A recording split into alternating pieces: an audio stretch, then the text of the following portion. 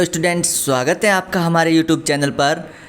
Students, आज के इस वीडियो में हम बात करेंगे कक्षा 8 विषय सामाजिक विज्ञान के नागरिक शास्त्र सामाजिक एवं राजनीतिक जीवन थर्ड के अध्याय संख्या 1 भारतीय संविधान, जो कि NCERT की पाठ्य पुस्तक हैं, जिसमें जो प्रश्न पूछे गए हैं उनका हम आज के इस वीडियो में हम सॉल्यूशन करेंगे।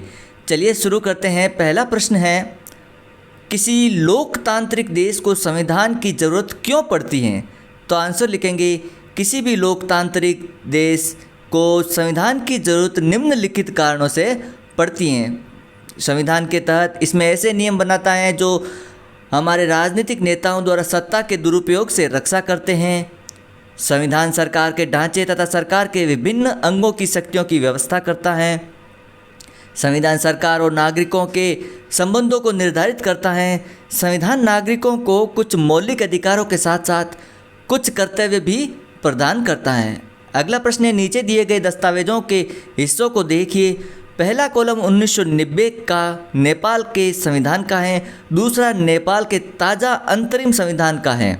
तो इसमें दो दिए गए हैं, अनुच्छेद 35 और अनुच्छेद 37।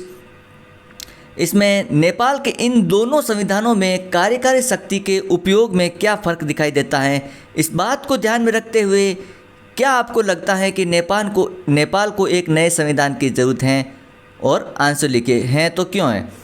आंसर लिखेंगे, नेपाल के संविधान 1990 के अनुसार कार्यकारी शक्ति पूरी तरह से राजा के हाथों में थी। वह अपनी शक्तियों का इच्छानुसार प्रयोग कर सकता था, अर्थात शासन की सर्वोच्च सत्ता राजा के पास थी। दूसरी ओर 2007 के अंतरिम संविधान के अनुसार कार्यकारी शक्ति मंत्रिपरिषद में निहित होगी। इसका मतलब है कि नेपाल में संसदीय लोकतंत्र काम करेगा। नेपाल को एक नए संविधान की आवश्यकता है जो विभिन्न शासनाध्यक्षों के और कार्य और शक्तियाँ तय करेगा। यह विधायिका, कार्यपालिका और न्यायपालिका के कार्यों को भी विभाजित करेगा। अगला है प्रश्न संख्या 3, अगर निर्वाचित प्रतिनिधियों की शक्ति पर कोई अंकुश न होता तो क्या होता?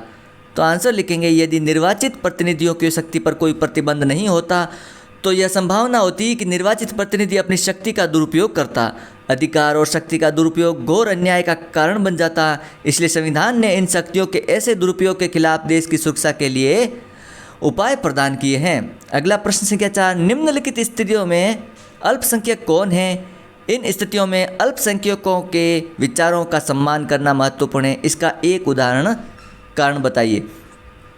पहला है, एक कक्षा में 30 शिक्षक हैं और उनमें से 20 पुरुष हैं।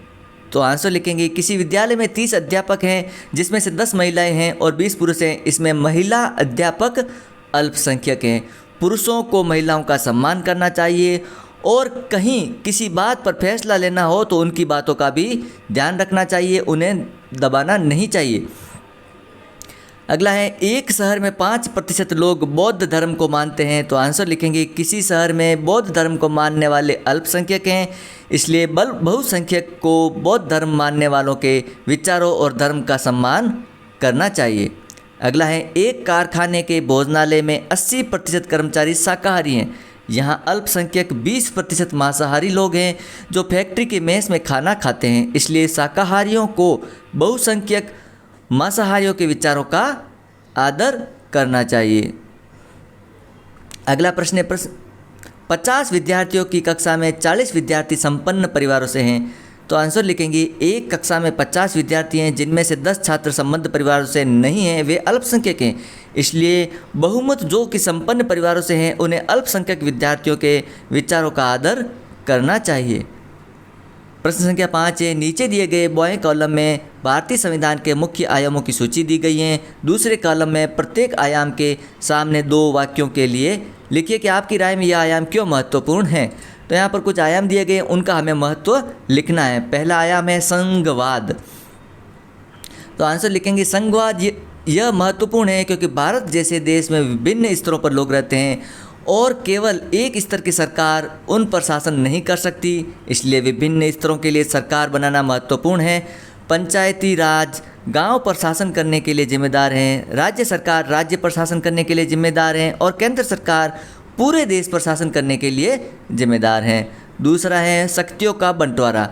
सरकार के 3 अंग, विधान पालिका, कार्यपालिका और न्यायपालिका सरकार के किसी अंग द्वारा शक्तियों के दुरुपयोग को रोकने के लिए संविधान कहता है कि सरकार के तीनों अंग अलग अलग तरह से शक्तियों का प्रयोग करेंगे।